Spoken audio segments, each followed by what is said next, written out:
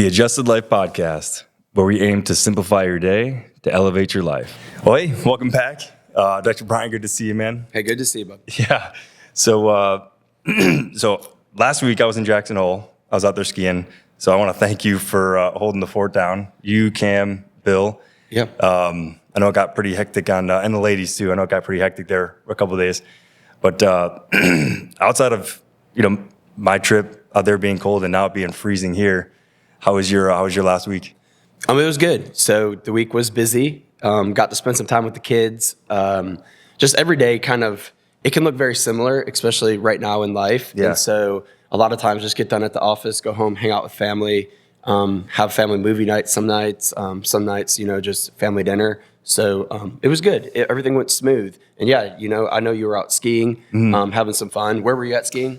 Jackson Hole. Jackson Hole. Yeah. Perfect. And when I came back, I remember you told me, because I came back a little bit, I caught the red eye, unfortunately, because all my flights are delayed as they always are, when you try to get back for work. And then being here at the office early, I remember you said, hey man, when I come back from these trips, I'm usually, because you go on a good bit of golf trips. Yeah, golf right? usually. Yep. You said the biggest thing was just getting back into routine. Yep. So certainly with sleep for sure, being sleep deprived, that was the hardest transition coming back into the week. Oh yeah. For work. So I appreciate you guys holding down the fort because I was almost, I wouldn't say like not useful, but certainly not like 100%. Not feeling yourself. Not feeling myself. What's the time difference between here and there? They're mountain time, right? Yeah, 2 hours. 2 hours? Yep. They're 2 hours behind us? I think so. Okay. Yeah. I always like when you travel like to the West Coast, being that we're in the East Coast, because you get like that extra time. But flying back East Coast Sucks. is always the worst. Sucks. Yes. Absolutely. It's like you look at a flight on Friday and say you leave at noon, you like lose those hours. So you get in at like 8 p.m. It's like the whole day is spent like almost wasted, if you would. Yeah, wasted if not even like fast forwarded. Yeah. So like but going there is like, yes. Oh yeah, you leave at 6, you get there at 6. It's like you can still play and yeah, have fun. you get time back. Yeah. Yeah, and because there were a bunch of people. This wasn't me, but a bunch of people. So my flight was supposed to leave around 1 p.m. Ended up leaving around 4 p.m. So about a 3-hour delay out there. And a bunch of people were coming off the mountain, right? They went and skied in the morning, and then they hopped on that flight that was ended up being delayed. So they went and enjoyed the day and then hopped on the flight right after? Yeah. That sounds like a good way to kind of take a flight, though, because then like you're not sitting at the airport all day and you actually feel like you got something out of your day. Out of your day? Yeah. And it wasn't wasted? Yeah. Yeah, especially when you have a delay. Oh, dude. You're just sitting up there. Dude, that was worse. And not even to mention like turbulence with planes, but yeah, that's Wind. Yeah, wind, yeah. But anyway, that's a good segue into kind of the conversation or topic that we want to dive into today. Yeah. As far as sleep. Yeah. So what I really wanted to do today, nail down is for one, why sleep and routine. Sleep routine is important. A little bit about like what our routine is. Yeah. And then challenge some of our listeners. Yeah. Right. To maybe something simple that they can try to do to improve their sleep, or if they haven't done this before, just give it a shot and see how it feels. Yeah, and I mean, like you said, sleep's so important, and I feel like in America, it's almost like it's like a badge of honor to like not sleep. It's like you work till you're dead, or you can sleep when you're dead. Well, yeah, it's like we wear that as like, I didn't sleep last night because I was working, or I didn't sleep last night because of this, and I think that we need to flip that mindset because sleep is so valuable to the body, and that's one thing we say in the office is it's being a chiropractor, like chiropractic is important to maintain your nervous system, but we always tell people too, there's like other things that you should be doing that are going to help keep you healthy. And a big one is sleep. We actually ask people how long they sleep for. Yeah. And even some habits too that they have, is like their sleep routine, right? Or they're getting ready for sleep routine. Yeah. And before we actually hopped on and started recording, you had told me about a study that you had seen or just learned about? Yeah, I heard about it. Yep. Yeah, tell us a little bit about that. So Whoop, a lot of people know what the Whoop is, especially if like you're part of like a CrossFit community or a gym community. It's a band that people wear. Yeah, correct? yeah, and it tracks metrics, and it will track your sleep, it will track HRV, it will track just the basic things of health, I guess. Yeah. And Whoop did, I believe it was a podcast, and they talked about athletes and teams that travel east to west or west to east, and they battle a time zone shift. And statistically, if they jumped into that time zone and their body went to that time zone and they stayed on their routine. So say they went west and they go to bed at 8 o'clock. Well, then they would go to bed at 5 o'clock there. So they kind of stay on East Coast time, even though they're on the West, right? And vice versa. And you kind of see that in football. A lot of people watch football, and you'll see like teams that go east to west, their chances of winning drop tremendously just because of the battle of like getting on that time zone, changing up their routine. Yeah. And so I thought it was interesting that Whoop put some numbers together to show like that actually does disrupt their body in like a big way. So was there a correlation with East Coast teams performing worse in this study? East Coast teams performing worse than West Coast teams when they travel to the respective coasts? Yeah, well, it was more looking at those numbers. Those numbers always were worse on their Whoop. Okay. So like the numbers that they're tracking, maybe their REM sleep was different, their HRV was spiked. Yeah. So it showed that it like shocked the body. I wonder if Vegas will use those numbers. Right forward. against them. Yeah. Oh, to like for betting. Yeah, and, for betting and making purposes. Sure. Yes. Yeah. But I mean, like, it's a big thing, and if you think about it, it would make sense because, like, we just talked about traveling. You travel to mountain time, and then coming back. How do you feel? It's like, it's not as easy as people think to hop from one time zone to the next. Yeah. So even if it's on like a quick, even less than a 24-hour, cycle, so to speak. But certainly, the more days you add, the tougher it gets. Oh yeah. Well, so without going into like the super in depth of it, because you had mentioned a few things, HRV, the heart rate variability, right? The ability for the heart, but the body to really respond to stresses on a second to second or moment to moment basis. That's super important. REM, rapid eye movement sleep, and REM, the primarily two cycles of sleep that people know about. We both know that sleep is super regenerative to the body, getting enough. What would you say is the typical, if you were to tell somebody, hey, this is how many hours you should be averaging or shoot for each night, what would that number be in your eyes? When I talk to people about sleep, I mostly talk about consistency. But to answer that, I would say 7 to 8 hours. I mean, statistically, we've all heard that is a great window to be sleeping. But I'll take that a step further. And in my own life, I think it's going to bed at a consistent time. You know, and what I tell practice members is try to find a sleep window. And I've heard this before. I don't have any studies on this, but I know personally it's worked for me. Is if I fall asleep between the window of 9 p.m. and 10 p.m., I sleep better. And usually I wake up about 4:35 in the morning. And when I do that, my body feels rested and I feel like I have energy. Yeah. If I go to bed outside of that window, say I stay up late, right? And say, or I don't get home until 11:30, midnight, right? And then I sleep until 9. I don't feel as rested. And so I think the big thing is, and this is what, again, I relate to practice members, is you can't really catch up on that sleep. So say you fall asleep late, you sleeping from midnight to 9 a.m., for most people, they'll wake up and feel even more tired, right? And so, and I believe it was Whoop. I was listening to their sleep talks, and I'm like, man, that makes sense because of the way our bodies and our hormones are situated. Right. The best sleep window is 10 p.m. to 2 a.m. And I found that personally very effective in my own life as far as going to bed between that window and waking up between that window.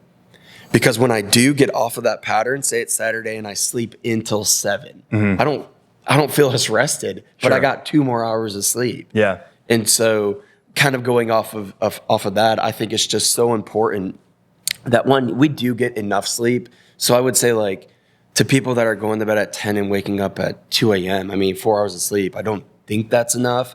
But I also think that everybody's body is completely different and you got to find what works for you. What about you? I mean, how much sleep do you get in? Yeah, me personally, I'm kind of similar to you. So I get up at the same time almost every morning around 4, between 4 and like 4:30. But I go to bed around 8 or 8:30, right? It usually depends on what time we get home from work. So I try to be like lights out at 8:30, no later than that. And if I stay up, even on a day where I don't have to get up, if I stay later than that, stay up later, say like 9:30, I definitely notice a difference. Yeah. I was going to say, and Matthew Walker The book Why We Sleep, I think, is a great resource for anybody who's interested in really deep diving into either as much as they ever wanted to know about sleep, if not even more. He's the world leading expert, at least as far as when he wrote this book, as far as sleep, and he does all these studies and all the numbers and the data is falling out of my head, right? Because I can't necessarily remember it, but all of that's in there. It's great, but he goes into the nitty gritties, temperature, right? Like 68 to 69 degrees is the ideal temperature for most humans as far as when to fall asleep, the whole sleep hygiene, go to bed at the same time, wake up at the same time. So all the stuff that you mentioned. But yeah, for me, 7 to 9 hours, I try to give myself at least 8 hours in bed. Mm-hmm. Whether I'm getting 8 hours of sleep, I don't know, but I give myself like an 8 hour window. Yeah. And then, I definitely notice a difference. If I wake up at 4:30, I feel way more energized and refreshed than if I was to push that window further. And typically that's going to be coming from, you're going back in and out of different NREM and REM cycles. Mm-hmm. So if you happen to wake up during like an NREM, that's a little bit deeper sleep, you're going to feel more groggy when you do wake up. And I think too, kind of segueing off of that, like we both get up early, and I think a lot of people, and you can chime in on this because I know you see this and talk to people about this, but it's like a lot of people, they just don't have a rhythm set right now. Sure. Yeah. Right. Yep. And in the beginning, it's hard, right? It wasn't the easiest to wake up at 4:30, and maybe that's not for everybody. Sure. There might not be a reason that you're getting up at 4:30, but find that consistent time and stay to it. You might feel tired the first couple of days, but at the end of the day, you'll be tired to where you'll sleep better. Yeah, and your body will, everybody's heard of it at this point, probably the circadian rhythm, like your sleep-wake cycle. So that'll start to change, right? Yeah. Just like anything else, your body will start to adapt, just as if you go to the gym and try to grow muscle, your body will adapt and grow. But let me ask you this question, because you kind of mentioned people with different habits, and it might be difficult, right, with being consistent. So you have kids, right? I'm sure that, when they were young, when we're having trouble sleeping, that probably threw it off. Do you have any advice as far as, if you can think back to when, you and Shelby, were kind of going through those sleeping pains, of a young child and a new child? Is there any advice for, what if somebody says, my kid gets up every half an hour, every 2 hours? Yeah, that's tough. So I know my wife is going to listen to this podcast, so I'm not going to act like I get up every She's our night. one listener. Awesome. But I would say like the majority of the time Shelby is getting up with the kids, but it just wreaks havoc on your sleep or your rest pattern, because you are going in and out of that REM sleep. And so I would tell anybody, it's just a season, like there are certain times where it's going to be disrupted. You can't let that frustrate you or get you stressed out. And that's what I tell moms early on. I'm like, just sleep when you can, like listen to your body. If you're tired, take a nap, rest. You need it because that's when your body is repairing itself. But I would say as far as, how to deal with it, it's just, that's just a season. There's really nothing you're going to be able to do outside of the fact of just being aware of it and maybe trying to go back to like, it's hard to catch up on sleep and understand that. And it just might be a season where you're pretty tired for the most part. But and that's where I think the cycle begins too, though, is not with kids, but just in general. We wake up and we feel tired. So what's the first thing we grab? Oh, coffee or some sort of caffeine or stimulant. Some sort of stimulant, right? And most people, they grab that stimulant in the morning, and then what do they do at lunch when they feel tired? Another one. And then we get the insomnia, right? As far as people come in and tell us, well, I have insomnia. And we ask them those questions. It's like, well, what's your caffeine intake look like? And sometimes it's a lot. It's crazy. I'm like, wait, you're drinking a cup of coffee at 3? Well, it doesn't affect me. But you just told me you had insomnia. Like, it's totally affecting you, but they're not connecting the dots. Right. And so that caffeine is disrupting them when it comes time to sleep. And then it's like a vicious cycle. It's like then they wake up and they're tired, and it's like repeat. Yeah. Repeat, And you've brought this to my attention because this is probably about a year ago. I was telling you, remember, I was like, man, I just feel tired all the time. And you were talking to me about like coffee and adrenal fatigue. Yeah. And I think that was like super insightful. Even as a provider, sometimes we don't look inward. Sure. Right? Like we're really good at telling other people what to do, but sometimes we can like, dang, I'm doing almost the same thing and I don't even realize it. And so I thought that was really insightful when you're just like, man, your adrenals are probably just like smashed. And it's like, you're right. I wake up, I enjoy a cup of coffee, But not only that, like our days can be pretty physical and intense, and they can have some stress to it. And that's most people. And so that would be one thing too, is kind of going into the caffeine intake is like, if you're watching this and you're having trouble sleeping, is like, look at how much caffeine you're really consuming throughout the day. Right.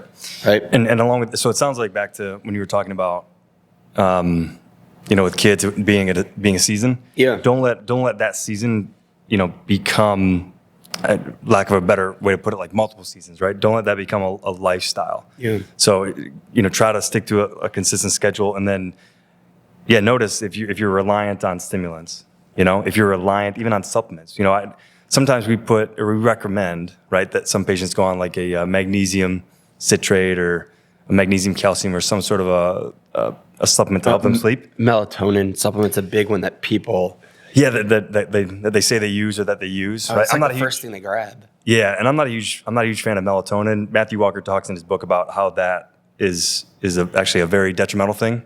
Melatonin, yes, it sedates you and it puts you to sleep, but it doesn't give you restorative sleep. Mm-hmm. So again, we don't prescribe, right? We don't take people off medications or supplements, but we just try to encourage them and educate them. But so yeah, all that was good as far as, you kind of sharing, what you did and how you kind of got through that season with the girls, just kind of, hey, just do the best you can. Oh yeah. What would be a simple challenge if you have for somebody sitting right in front of you, right? If you had to say, hey, here's what I want you to try for, I don't think a week is long enough necessarily for sleep because it does take a while. So 30 days. 30 days. Let's do 30 days. I think a 30-day goal for people should try to be to fall asleep between 9 and 10. Every night. Every night. Including Thursday. Yeah, including all those days, 9 to 10, Yes, if you're going to have a thirsty Thursday, maybe have a thirsty Thursday during the day. I don't know if you're thirsty and you need a thirsty Thursday. But I would say 9 and 10. Try to fall asleep between that window. Now, what does that look like? It's also giving yourself an unwinding phase, right? Like I was looking up some statistics on the way in just about sleep, just to kind of see like where sleep was at, just outside of like the practice space that we have. Mm-hmm. But it's scrolling, right? Like people go to bed and it's like, baby has a Whoobie and we have our phones. It's like we're just kind of going there, and I'm guilty of this. It's not like I'm perfect, but scrolling at night, and that before you know it, an hour can pass by just going up and down and looking at videos and different things. So I would say like, give yourself an hour to unwind, put your phone where you can't reach it, and just allow yourself, like you said, you're like, I give myself 8 hours. Mm-hmm. I'm not sleeping 8 hours, but I'm like resting. And I think that could be a good start for anybody. So you're saying, 9 and 10, go to bed between 9 and 10, right? Yep. And then giving themselves 8-hour window? Give themselves an 8-hour window. Okay. But like more specifically is like go to bed between 9 and 10, but try to know that that's going to be hard for most people. So give yourself actually like at 8 o'clock starting to prep like, okay, I need to be in bed by 9, and start unwinding where you're putting your phone across the room. You're kind of, you're desensitizing yourself to like all the stimulus, right? Yeah. So you're not adding more at that point. You're getting ready to go into that rest phase. Okay. So yeah, I see that. Yeah. But I mean, the goal would be to fall asleep between 9 and 10. Yeah. But I think a lot of people will hear that and might think, well, I'll get in bed at 9 and I'll start scrolling. No, that's good. From what I hear, you want to give them an 8-hour window. So like, let's say they get up at 5. Yeah. Right? And this doesn't pertain to everybody. Some people get up earlier. Some people get up later. But let's say they get up at 5, subtract 8 hours from that. Yeah. Right. So 9 o'clock would be 8 hours. So you're saying give them an hour before that, no screen time. Yeah. Right. So 8 o'clock, phone away, all electronics away. Yep. And then 9 o'clock, try to be in that rest phase. In that rest phase. Mm-hmm. I like that. Yeah. I'll kind of piggyback off that a little bit. And I'll just say, add to that, just remove, let's say the phone, because I think some people that have TVs mounted in the room can't necessarily get that taken off with ease. So I'll just say remove other electronics. And for most people, that's going to be their cell phones. Just remove that from the bedroom completely, not just out of reach. Because I know a lot of people say, oh yeah, it's on the other side of the room, or it's on my, my significant other's, my husband or wife's, bedstand, so I can't reach it. Just get it out of the room. Because the signals that it emits irritate our brain waves. And it causes us not to get like either into sleep or into our restful stages of sleep. So just get the phone out of the room. Either have it be in the bathroom. If you use it for an alarm, or some people have said that, I keep it next to me or close to me in case like my kids call for an emergency or something like that. All of that's understandable. My phone is in my other room completely, and I hear it when a phone rings, when a text message goes off, or my alarm. Yeah. Not a big deal. Nobody's calling me in the middle of the night. They shouldn't be. I don't really have any dependents, but if it's in the bathroom or if it's in another room, just turn the volume up high, right? And then that way, at least the walls and the doors can dampen those magnetic field signals that irritate us and allow us to get into a restful sleep. So that would be my challenge for them. So I like that. So pretty much phones off and away at 8 a.m. or 8 p.m. Yeah. Getting ready for bed or getting in bed at 9, right? At a consistent schedule for the next month, and then keeping phones out of the room. Yeah. I like that. That's good. And I think just by adding those two things and being consistent, 30 days, and I would be hard pressed to find someone that says their sleep doesn't improve. Yes. Yeah, exactly. Cool. So, all right. Well, cool. Thanks, guys, for listening. Hope you guys got something out of that, and we'll see y'all in the next episode. Yeah. Thank you.